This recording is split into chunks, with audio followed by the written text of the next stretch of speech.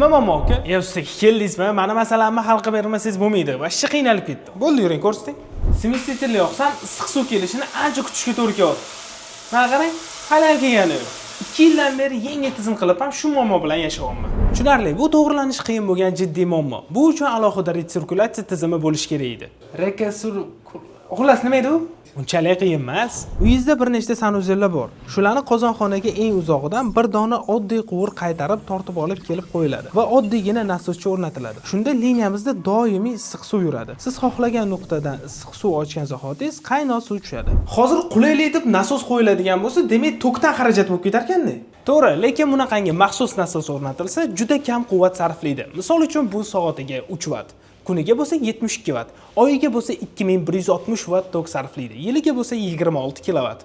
Bu degani hozirgi narxlarimiz bilan hisoblaydigan bo'lsak, atigi 26 ming so'mga tushadi.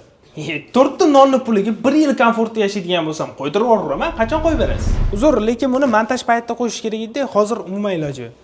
Butun umr shu muammo bilan yashayman. Sog' bo'lasiz.